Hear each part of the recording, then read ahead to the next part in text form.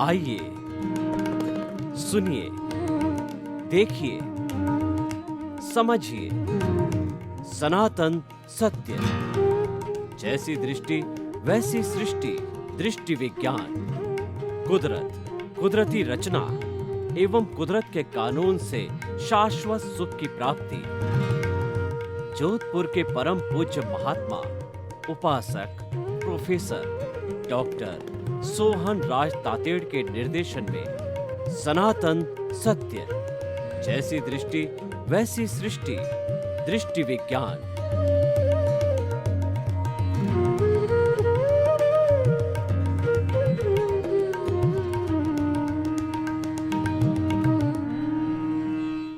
सनातन सत्य, universal truth, सार्वभौम सत्य के माध्यम से हम आपको इस कॉस्मोस की अल्टीमेट रियलिटी बताना चाहते हैं। और वह हमारा आधार है कि कुदरत, कुदरती रचना और कुदरत का कानून, उसके आधार पे हम आपको बताना चाहते हैं। क्योंकि हमारा सबका संचालन ये कुदरत करती है। जितने भी हम जीवित प्राणी संसार में हैं, वो सब कुदरत के अधीन जन्म लेते हैं, कुदरत के अधीन पालन पोषण होता है, कुदरत में ही विलीन होते हैं। इसीलिए हम सभी पे कुदरत की रचना लागू होती है। इसीलिए कुदरत सुप्रीम है और वो हमारी नेचर माँ है। We are the guest of the nature and we are suppose to follow the rules and regulation of the nature. इसलिए कुदरत महान होती है, कुदरत की रचना हम पे लागू होती है और कुदरत का कानून हम पे लागू होता है। यानी जन्म लेने के बाद से जैसा जैसा हमारा उपादान है, उसी के अनुरूप जो संजोग जुटाती है, वह कुदरत की ड्यूटी है और वह कुदरत के द्वारा ही किया जाता है। और यही सनातन सत्य है। जैसी दृष्टि वैसी सृष्टि, ये हमारा दृष्टि विज्ञान कार्यक्रम है। इसमें हम आपकी रॉन्ग बिलीफ को समाप्त करके आपको राइट बिलीफ देते हैं। ये सारा कार्य हम अलग अलग विषयों के माध्यम से करते हैं। तो आज हमारा बहुत ही सुंदर विषय है परस्परोपग्रहो जीवानाम। यानी कि हमारा जो जीवन है वह रिलेटिव जीवन है। मनुष्य एक सामाजिक प्राणी है, वह समाज के बिना एक क्षण भी नहीं जी सकता। क्योंकि व्यक्ति की मूलभूत आवश्यकता होती है रोटी, कपड़ा, मकान, शिक्षा, चिकित्सा, वो सारी समाज से ही पूर्ति होती है। भोजन समाज से आता है, कपड़ा समाज से आता है, एजुकेशन समाज से मिलती है, सारी चीजें समाज से ही आती है। अगर कोई व्यक्ति कहे कि मैं तो सन्यासी होकर के और हिमालय की गोद के अंदर साधना करना चला जाऊं, वहां पे मौन रह के अपनी साधना करूंगा, तो वहां पर भी अगर उसको जिंदा रहना है, अगर उसको साधना करनी है, तो उसको अपना रिलेटिव जीवन यापन करना पड़ेगा। यानी जब तक ये मनुष्य का शरीर है, वह व्यक्ति जो है रिलेटिव से जो है वो निरपेक्ष बिल्कुल नहीं हो सकता है। तो इसीलिए हमें निरपेक्ष कभी भी नहीं होना चाहिए। और हम जब थ्योरी ऑफ रिलेटिविटी को लागू करते हैं, सापेक्षता के सिद्धांत को लागू करते हैं, तो हमारा जीवन सुखी होता है। सापेक्षता का सिद्धांत है वह शांतिपूर्ण सहअस्तित्व में बिलीव करता है। परस्परोपग्रहो जीवनाम का अर्थ है कि हम परस्पर जो है एक दूसरे से सापेक्ष हैं, एक दूसरे से मिले हुए हैं। इसीलिए हमें एक दूसरे का सहयोग करना चाहिए, एक दूसरे का सहयोग लेना चाहिए। कभी भी व्यक्ति को ये चिंतन नहीं करना चाहिए कि मैं तो अकेला ही सब कुछ जो है कर सकता हूँ। कहा भी गया है, अकेला चना पहाड़ नहीं फोड़ सकता है। A single man can't do any big work, he will have to take the help of the others. ऐसा कभी नहीं होता है एक व्यक्ति सारा कार्य कर ले। भगवान ने भी जो है वह इस सृष्टि की रचना क्यों की? उन्होंने देखा कि मैं अकेला क्या करूंगा, सृष्टि में कई लोग होंगे, सब वो मिलकर के काम करेंगे। तो मिलकर के काम करने की भावना है, यही परस्पर गुरु जीवानाम है। उदाहरण के तौर पर अगर कोई भी टीम जैसे इंडिया की बाहर ओलंपिक के अंदर या बाहर कहीं भी क्रिकेट का मैच खेलने जाती है, फुटबॉल का, वॉलीबॉल का मैच खेलने जाती है, तो जितने प्लेयर्स होते हैं वो टीम स्पिरिट से काम करते हैं। ये टीम स्पिरिट्स है, ये परस्पर गुरु जीवानाम है। उसमें एक व्यवस्था होती है कि एक टीम कप्तान होता है, कोच होता है और मेंबर्स होता है। सभी रूल्स एंड रेगुलेशंस के द्वारा वो चलते हैं, काम करते हैं, अपने अपने अनुशासन में रहते हैं। उस अनुशासन का नाम ही परस्पर गुरु जीवानाम है। इसको एथिक्स भी कहा जाता है। समाज के निर्माण में कुछ सामाजिक मूल्य होते हैं, वो काम करते हैं, उससे हमारा जीवन यूनिफॉर्म होता है। क्योंकि अगर पुराने समय का हम देखें, योगलिक युग देखें, पहला आरा जो हमारा अवसर पीढ़ी काल का, दूसरा आरा, तीसरा आरा, उस आरे के अंदर एक युगल पैदा होता था। उनकी आवश्यकताएं बहुत ही सीमित थी, कंदमूल खा करके अपना वो भोजन कर लेते थे और वही युवा होने पर पति पत्नी हो जाते थे और उनकी जो है करोड़ा करोड़ वर्ष तक जो उनकी उम्र हुआ करती थी। यानी उनका कषाय बहुत शांत होता था, उनकी आवश्यकताएं बहुत कम थी, उनको समाज की बहुत कम आवश्यकता होती थी। लेकिन ज्यों ज्यों व्यवस्था बदली, ज्यों ज्यों आगे आगे जो है वो आदमी तरक्की करता गया, ज्यों ज्यों उसने बुद्धि का उपयोग किया, क्योंकि ये जो बुद्धि होती है वह भेद पैदा करती है। हमारे इस दुनिया में जितने भी भेद दिखाई देते हैं सब बुद्धि के स्तर पर है। बुद्धि हमको संसार में भटकाती है, बुद्धि हमारे भीतर राग द्वेष पैदा करती है। तो उस पर नियंत्रण करने के लिए हमें समाज में कुछ एथिक्स बनाने होते हैं। तो वो एथिक्स जो है वही परस्पर गुरु जीवानाम है। उन एथिक्स के माध्यम से, उन कानून कायदे के माध्यम से जो है हम अच्छे समाज का निर्माण करते हैं। क्योंकि व्यक्ति को जीने के लिए कोई न कोई मेथोडोलॉजी चाहिए, कोई न कोई सिस्टम चाहिए। उस सिस्टम का नाम है परस्पर गुरु जीवानाम। यानी कि हम एक दूसरे का सहयोग करें, एक दूसरे का आदर करें, एक दूसरे के अस्तित्व को स्वीकार करें, एक दूसरे की मदद करें। यानी गिव एंड टेक का फॉर्मूला चलता है। ये गिव एंड टेक का फॉर्मूला है, ये परस्पर गुरु जीवानाम है। सम्मान देना और सम्मान लेना, सहायता करनी और सहायता लेनी, किसी भी कार्य के अंदर दूसरे की मदद लेनी और देनी है। इसी का नाम समाज है और इसी से ही समाज की ग्रोथ होती है, इसी से समाज चलता है। ये सारा हमारा रिलेटिव जीवन है। आज पूरे विश्व की बात करें तो 7.8 अरब की जनसंख्या है और उस जनसंख्या को नियंत्रण करने वाला है वो हमारा मानव धर्म है। मानव धर्म क्या कहता है कि one earth, one sky, one sun, one God and one religion is our मानव धर्म। ह्यूमैनिटी की बात के अंदर सभी एक जगह आकर के मिल जाते हैं। ह्यूमैनिटी एक जंक्शन पॉइंट है। ह्यूमैनिटी ही परस्पर गो जीवानाम है कि आप एक दूसरे को जो है वो सहयोग दो और सहयोग लो। मैं आपको एक उदाहरण के तौर पे बताना चाहता हूँ। अगर किसान फसल नहीं बोए, अनाज नहीं उगाए तो हम कैसे भोजन करेंगे? वेजिटेबल वाला वेजिटेबल नहीं उगाए तो हम जो है किस तरीके से अपना भरण पोषण करेंगे? और अगर कपास वाला कपास न उगाए तो हम जो है किस तरीके से कपड़े पहनेंगे? वही पुराने योगलिक धर्म में, योगलिक जो है युग के अनुसार जो है उन्हें हमें वापस जो है पेड़ पौधों की छाल या पत्तों से जो हमारा शरीर ढकना पड़ेगा। लेकिन अब हम बहुत डेवलप हो गए हैं, तो डेवलप होने पर परस्पर गुरु जीवानाम बहुत अधिक जो है जागृत करना, बहुत अधिक लागू करना आवश्यक होता है। देखिए, यह हमें शांतिपूर्ण से अस्तित्व सिखाता है।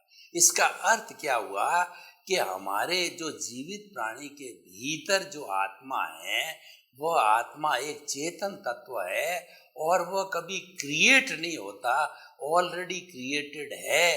वो तो अपने अपने उपादान के अनुसार, कर्मों के भुगतान के अनुसार वैसा वैसा शरीर ऑटो मोड से धारण करता है और वो सब उसमें कुदरत मदद करती है।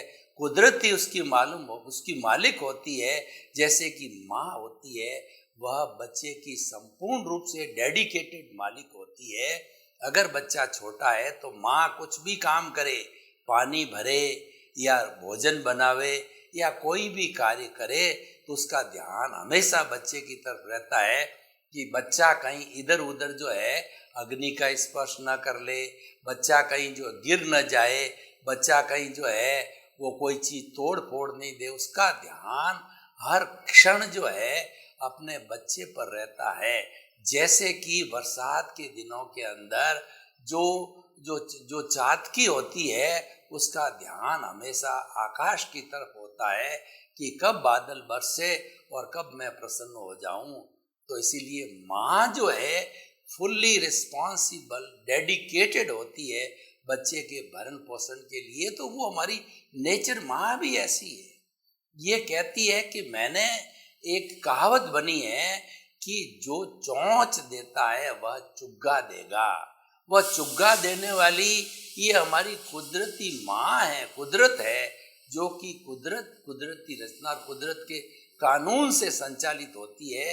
तो हमें उस कुदरत के कानून का पालन करना है और कुदरत और कुदरती रचना और कुदरत का कानून जहाँ होता है वही सनातन सत्य है, वही अल्टीमेट ट्रुथ है। उसको हमें मालूम करना है, उसको हम जानना है। यानी सच्चा समर्पण है वह हमारे कुदरत को समर्पित होना सच्चा समर्पण है। और ये समर्पण अगर हो जाता है तो हमारा परस्पर ग्रोह जीवानाम का सिद्धांत है बहुत पूर्ण रूप से लागू हो जाता है और उससे जो है हमारा जीवन भी अच्छा बनता है। तो हम इस सिद्धांत को अपने जीवन का एक अंग बनावें, क्योंकि मनुष्य एक सामाजिक प्राणी है और वह जो है वो सहयोग देने और लेने के बिना जो है वह जीवित नहीं रह सकता है।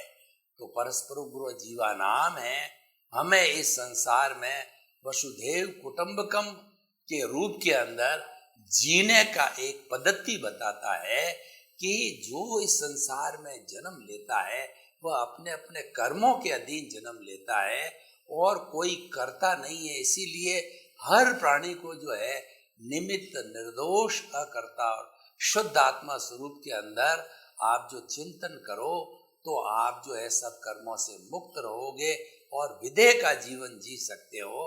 आप संपूर्ण रूप से कुदरत को जो है समर्पित रहोगे और ऐसी स्थिति में परस्पर गुरु जीवानाम का सिद्धांत बहुत सुंदर ढंग से लागू होता है। तो हमारे कहने का अर्थ ये है कि परस्पर गुरु जीवानाम जो ये सापेक्ष सिद्धांत है इसको हम इग्नोर नहीं कर सकते हैं। इसके बिना हमारा जीवन सुचारू रूप से यापन नहीं हो सकता है।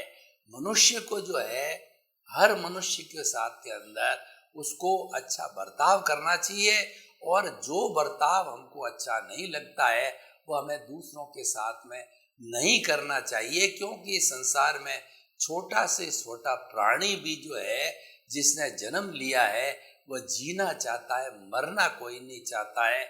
और समस्त प्राणी जो है सुख चाहते हैं, दुख कोई भी प्राणी नहीं चाहता है। तो सुख और दुख जो है देने का अधिकार हमको किसने दिया? किसी का जो है जीवन लेने का, किसी का जीवन हनन करने का अधिकार हमको किसने दिया? हम उसका किसी का जीवन ले नहीं सकते हैं। तो हमें जो है सापेक्षता का जीवन जीना चाहिए, गिव एंड टेक के फॉर्मूले से चलना चाहिए और हर प्राणी का अस्तित्व को स्वीकार करना चाहिए और उसके विचारधारा को जो है हमें सम्मान देना चाहिए। ये सिद्धांत हमें अनेकांतवादी बनाता है। अनेकांतवाद क्या कहता है कि जो कुछ भी एक एक शब्द है, अ से लगा करके ए से लगा के जेड तक कोई भी शब्द है वो उसमें सत्यांश है, जो कोई भी व्यक्ति बोलता है उसमें सत्यांश है, जो कोई भी धर्म है वह अपना प्रचार करता है उसमें सत्यांश है, क्योंकि वह पूर्ण सत्य नहीं है। अगर वो कहता है कि मैं कहता हूं वह ही सही है तो वह निरपेक्ष हो जाता है और वह एब्सोल्यूट हो नहीं सकता, और एब्सोल्यूट मानने वाला है वह मिथ्या दर्शनी बन जाता है और वह परफेक्ट होते हुए भी झूठा साबित हो जाता है। वेयरएज कोई भी धर्म, कोई भी व्यक्ति ये बात कहता है कि ये मेरी भी आइडियोलॉजी है, ये मेरा भी चिंतन है, ऐसा भी हो सकता है, इसको भी कंसीडर किया जा सकता है, हम इस तरीके से भी सोच सकते हैं, तो जहाँ भी की भावना आ जाती है वहाँ पे जो है हमारा सारा जो है वह सापेक्ष जीवन चालू हो जाता है।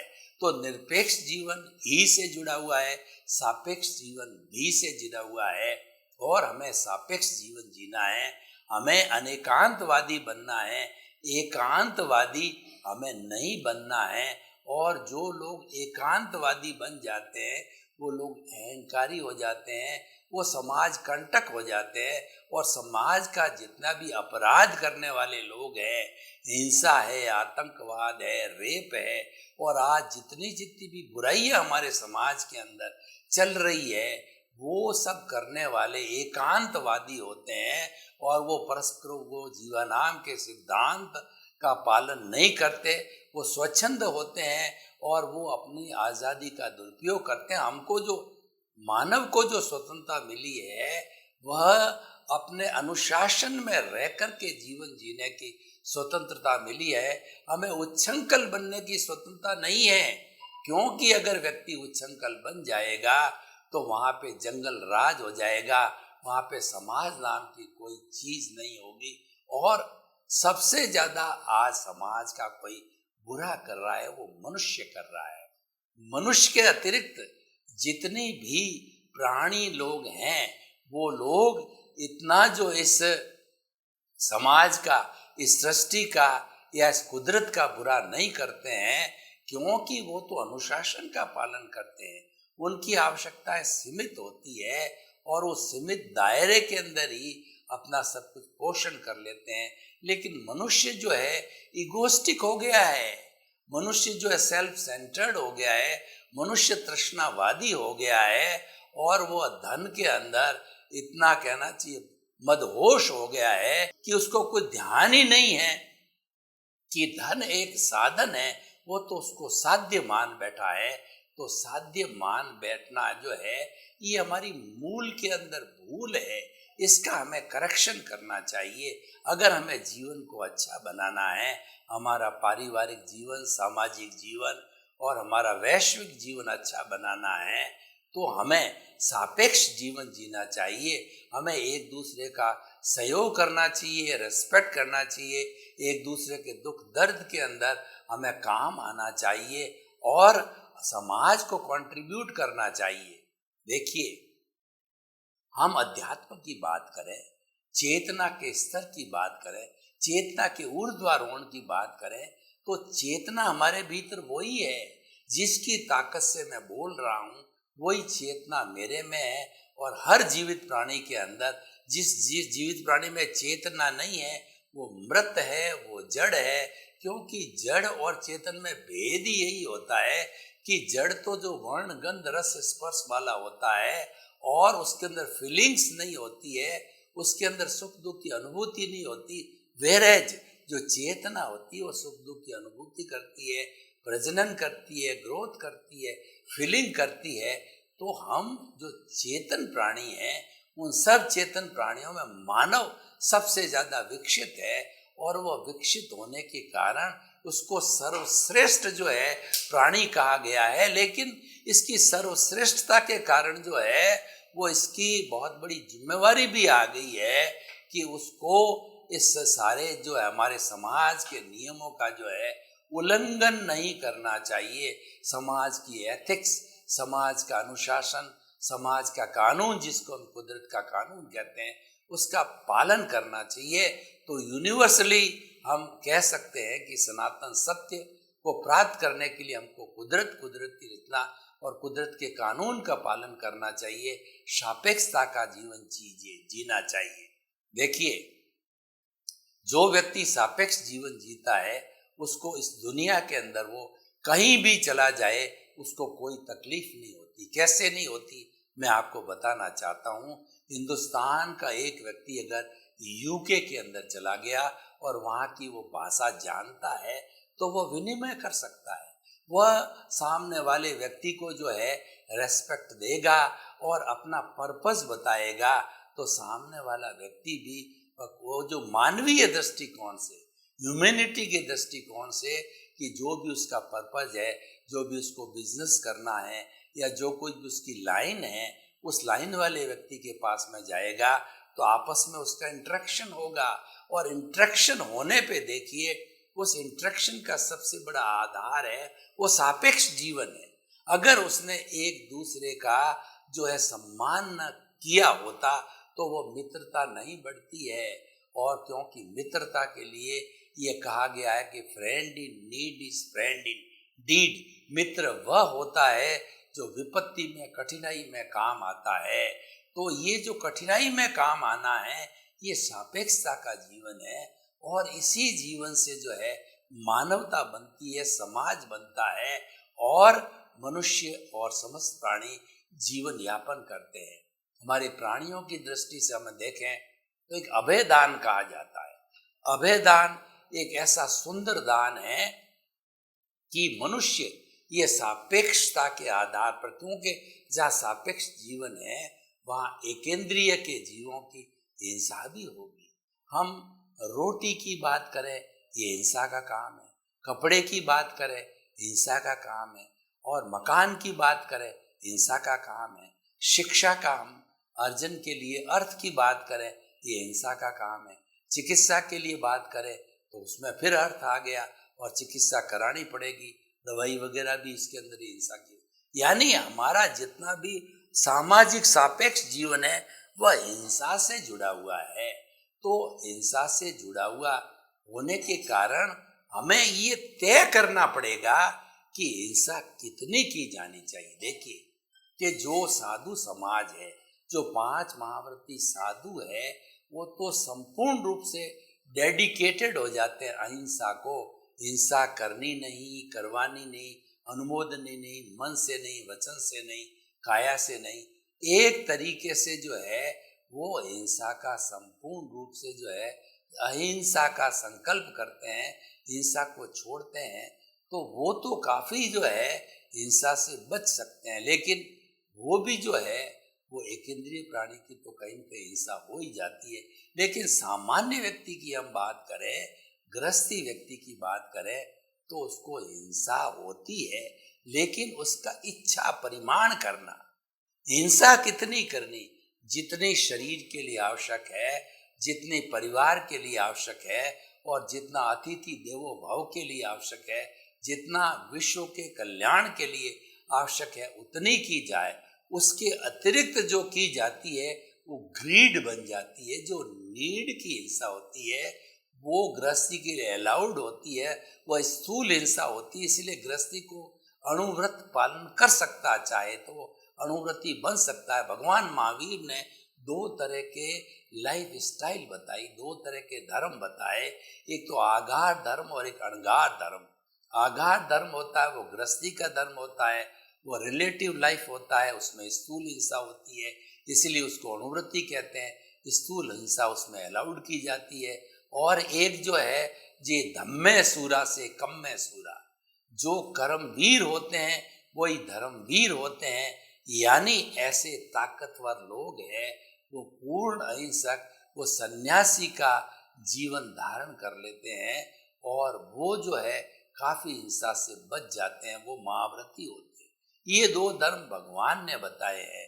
लेकिन सापेक्षता दोनों में है, क्योंकि सापेक्षा मात्र इस शरीर से जुड़ी होती है। और जब तक जो है ये हमारा औदारिक शरीर केवली नहीं हो जाता है, वीतराग बनने के बाद जब तक एब्सोल्यूट ट्रुथ नहीं आ जाता है, संपूर्ण रूप से उसके पास में भुवन भास्कर जो है उदित हो जाता है, यानी उसके पास में केवल ज्ञान आ जाता है, तो वह पूर्ण रूप से अधिकारी हो जाता है।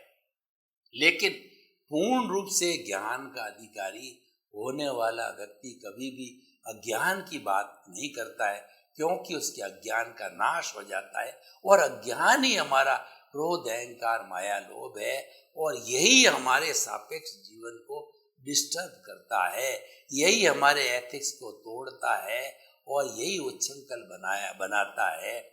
और जब हमारा ये जीवन सापेक्ष बन जाता है, और मैं बात कर रहा था कि ऐसा जो एब्सोल्यूट ट्रुथ को प्राप्त कर लेता है, वह तो इस औदारिक शरीर में ईश्वर का रूप हो जाता है, और वो केवली जीवन यापन करते करते वो उपदेश दे करके जो तिन्नाणम तार्याणम यानी स्वयं तरता है, और सापेक्ष जीवन जीने वाले लोगों को भी तारता है, वो परमार्थी होता है।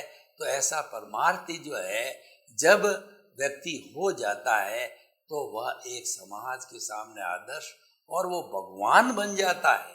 औदारिक शरीर होते हुए भी केवली भगवान हो जाता है। और जब उसका आयुष्य कर्म समाप्त हो जाता है, जो कि अघाती कर्म है, वो समाप्त होने के तुरंत बाद ही वो 14वां गुणस्थान को प्राप्त कर लेता है। और वहाँ पर अ, उ, ई, री, ली 5 जो है शब्द बोले जाते हैं।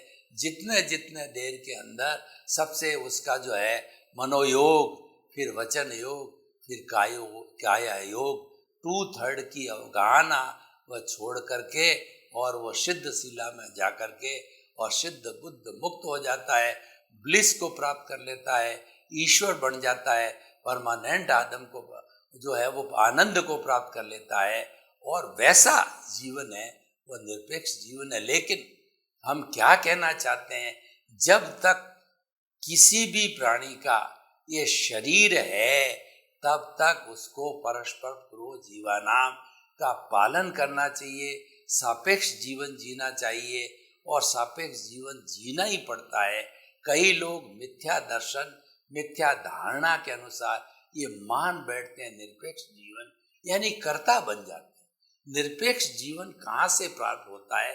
मैंने किया, ये घर मैंने बनाया, ये घर मेरा है, मैं इसका मालिक हूँ। ऑनरशिप और डूअरशिप, मैं ही करने वाला, मैं ही ऑनरशिप है।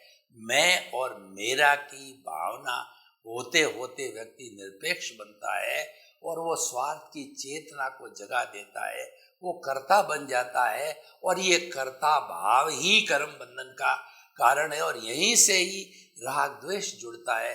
कर्ता बनते ही राग द्वेष लागू हो जाता है, कर्ता बनते ही कॉजेज जो है चालू हो जाते हैं, और एक कॉज को जो है हम कॉज कहते हैं, और कई कॉजेज इकट्ठे होते हैं तो बंच ऑफ दी कॉजेज कहलाते हैं, जो कि कॉजल बॉडी होती है। तो जो व्यक्ति निरपेक्ष बन जाता है वो कॉजल बॉडी का निर्माण करने लग जाता है, और ये कॉजल बॉडी जब तक पूर्ण रूप से समाप्त नहीं होती है, तब वो संपूर्ण निरपेक्ष, संपूर्ण निर्जरा को प्राप्त नहीं होता है, वह सिद्ध बुद्ध मुक्त नहीं बनता है। तो इसीलिए हम ये कहना चाहते हैं कि मनुष्य जो है सापेक्ष जीवन जिए। सापेक्षता के अंदर हमारा शांतिपूर्ण सा अस्तित्व है। सापेक्षता में हम मुक्ति को प्राप्त हो सकते हैं। सापेक्षता का जीवन जी करके हम खुशहाल रह सकते हैं, क्योंकि उसमें किसी दूसरे के अधिकारों का हनन नहीं है। सापेक्ष जीवन जीने वाला व्यक्ति दूसरे का सम्मान करेगा। सापेक्ष जीवन जीने वाला व्यक्ति दूसरे को सम्मान देगा और सम्मान लेगा, दूसरे की भावना की कदर करेगा।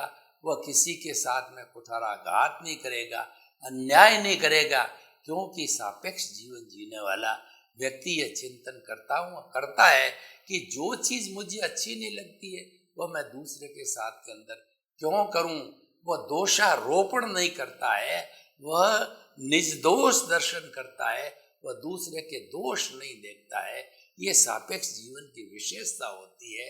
तो धीरे धीरे हम निर्दोष दर्शन करते करते जगत निर्दोष तक पहुंच सकते हैं। तो इसका मुख्य आधार है परस्परोपग्रो जीवानाम। हमारा सापेक्ष जीवन है, हम इस सापेक्षता को छोड़ भी नहीं सकते जब तक शरीर है, लेकिन मिथ्या ज्ञान पाल लेते हैं कि मैं ही करने वाला हूं, मैं ही करता करना बनने वाला हूं, ये सबसे बड़ा ज्ञान है। तो आप मुक्ति को जानना चाहते हो, सनातन सत्य को प्राप्त करना चाहते हो, कुदरत के कानून का पता करना चाहते हो, तो आपको अल्टीमेट रियलिटी मालूम करना चाहते हो, तो आप जो है अकर्ता बनो।